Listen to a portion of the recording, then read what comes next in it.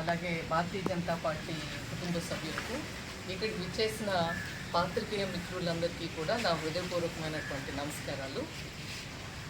ఈరోజు ఈ యొక్క పత్రికా సమావేశం యొక్క ముఖ్య ఉద్దేశం భారతీయ జనతా పార్టీ కేంద్ర ప్రభుత్వం ఈరోజు ఆంధ్రప్రదేశ్ యొక్క పునర్నిర్మాణానికి కానీ ఆంధ్రప్రదేశ్ యొక్క అభివృద్ధికి కానీ కట్టుబడి ఉంది, నిజాయితీగా కట్టుబడి ఉంది అనటానికి నిన్న కేంద్ర ప్రభుత్వం ప్రవేశపెట్టినటువంటి బడ్జెట్లో ఆంధ్రప్రదేశ్కి కేటాయింపులు చేసినటువంటి నిధుల విషయంలో కానీ ఇతరత్ర సహాయ సహకారాన్ని భవిష్యత్తులో ఏ విధంగా అందజేయబోతుంది అనటానికి పార్లమెంట్లో నిన్న ప్రవేశపెట్టినటువంటి బడ్జెటే ఒక నిదర్శనం.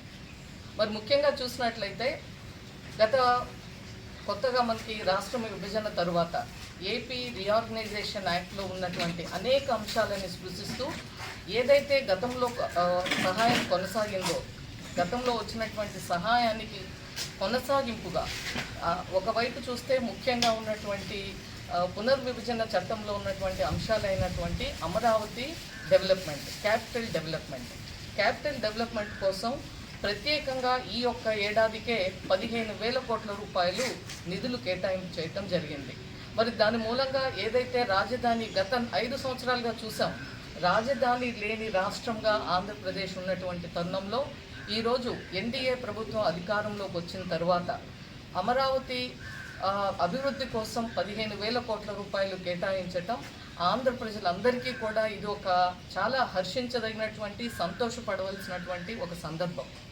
అలాగే పోలవరం నిర్మాణం, పోలవరం మనందరికీ తెలిసిందే, మన పక్కనే ఉన్నది జాతీయ ప్రాజెక్టు, మన పునర్విభజన చట్టంలో ఉన్నటువంటి అంశం. దానికి ఏదైతే మనకు డిపిఆర్లో ఉన్నటువంటి విధంగా ఆ ఎస్టిమేట్కి ఏదైతే ఉందో దానికి సంబంధించినటువంటి నిధులు పూర్తి స్థాయిలో త్వరితగతిన పోలవరం కంప్లీట్ చేయడానికి కావాల్సినటువంటి నిధులు కానీ ఇతరత్ర టెక్నికల్ సపోర్ట్ కానీ జలవనరుల శాఖ నుంచి రావాల్సినటువంటి సహాయ సహకారాలు కానీ పూర్తి స్థాయిలో అందించి పోలవరాన్ని కంప్లీట్ చేయటం మరి ఒక బాధ్యతగా తీసుకొని ఈరోజు కేంద్ర ప్రభుత్వం దానికి ముందుకు తీసుకెళ్ళడానికి ప్రకటించడం జరిగింది. అదేవిధంగా పోలవరం యొక్క ఇంపార్టెన్స్ మనందరికీ తెలిసిందే. పోలవరమే కానీ అది అవుతే ఇక్కడ ఉన్నటువంటి అగ్రికల్చర్ డిమాండ్సే కాకుండా మనకి విశాఖపట్నంకి డ్రింకింగ్ వాటర్ కానీ ఇండస్ట్రియల్ వాటర్ కానీ వీటన్నిటితో పాటు ఒకసారి మనకి ఇక్కడ కల్టివేషన్ పెరిగితే మరి రాబోయే కాలంలో ఈ పోలవరం నిర్మాణం మూలంగా భారతదేశానికి ఆహార కొరత ఉండదు, ఆ విధంగా ఈ ప్రాంతం అభివృద్ధి చెందుతుంది అని కేంద్ర ప్రభుత్వం చెప్పడంలోనే కేంద్ర ప్రభుత్వం యొక్క నిబద్ధత, నిజాయితీ మనం ఈరోజు గమనించాల్సినటువంటి అవసరం.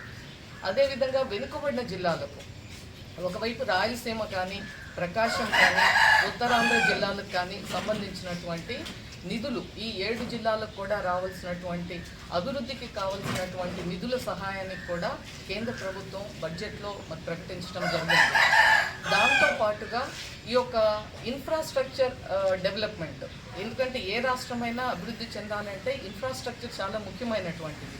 ఇన్ఫ్రాస్ట్రక్చర్లో ఇన్వెస్ట్మెంట్ జరిగితే ఒక జాబ్ ఎంప్లాయ్మెంట్ కానీ ఎకానమీ డెవలప్మెంట్ కానీ ఆ రాష్ట్రంలో ఉన్నటువంటి యువతకు కొత్తగా ఉపాధి ఉద్యోగాలు కానీ రాష్ట్రము ముందుకెళ్ళాలి అంటే తప్పకుండా మౌలిక సదుపాయాల అభివృద్ధి అనేటువంటిది చాలా ఇంపార్టెంట్. అందుకోసమే ఈరోజు విశాఖపట్నం చెన్నై కారిడర్లో కానీ అలాగే హైదరాబాద్ బెంగళూరు కారిడర్లో కానీ ఒక నోడల్ డెవలప్మెంట్ చేయాలి అన్న ఉద్దేశంతో మరి వాటికి కూడా ఓర్వకల్ నోడ్ డెవలప్మెంట్ అలాగే ఈ కారిడర్లో కొప్పత్తి నోడ్ డెవలప్మెంట్ కూడా ఎంఫసిస్ ఇవ్వటం జరిగింది.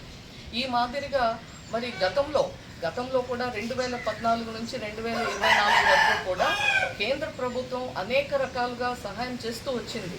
అటు పునర్విభజన చట్టంలో ఉన్నటువంటి అంశాలే కాకుండా లేని వాటి మీద కూడా అనేక రకాలుగా అభివృద్ధి కార్యక్రమాలకు కానీ సంక్షేమ కార్యక్రమాలకు కానీ రాష్ట్రం యొక్క అభివృద్ధికి కావాల్సినటువంటిది గతంలో ఏ విధంగా చేసిందో కొనసాగింపు కూడా ఉండబోతుంది అనేటువంటిది చాలా కేటగారికల్గా క్లియర్గా నిన్న పార్లమెంట్లో ప్రస్తావించడం జరిగింది.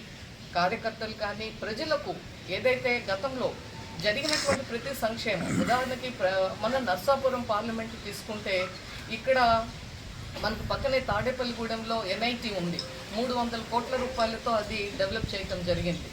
అలాగే మనకు నిడదవోలు నుంచి భీమవరం నర్సాపురం మనకి రైల్వే డబ్లింగ్ లైన్ జరిగింది, అలాగే మనకు ప్రైమ్ మినిస్టర్ ఆవాస్ యోజన కింద దాదాపు 2 లక్షల ఇళ్లకు పైగా మరి ఇక్కడ ఇవ్వటం జరిగింది.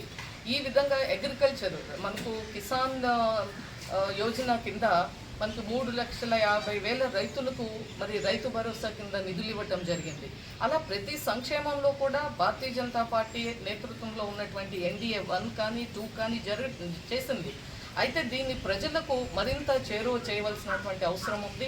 ప్రజలకు కూడా భారతీయ జనతా పార్టీ గమనించాలి. భారతీయ జనతా పార్టీ నేతృత్వంలో ఉన్నటువంటి ఎన్డీఏ 3 మరి రాష్ట్ర ప్రభుత్వం రాష్ట్రం యొక్క తెలుగు ఆంధ్రప్రదేశ్ యొక్క పునర్వైభవం మళ్ళీ దీని పునర్నిర్మాణం మన డెవలప్మెంట్కి అన్నిటికీ కట్టుబడి ఉంది అనటానికి నిన్న బడ్జెట్ కేటాయింపులో ఒక నిదర్శనంగా ఈరోజు ఈ రాష్ట్ర ప్రజలకు తెలియజేయాలని అనుకుంటూ ఈ యొక్క సమావేశాన్ని ఏర్పాటు చేయడం జరిగింది.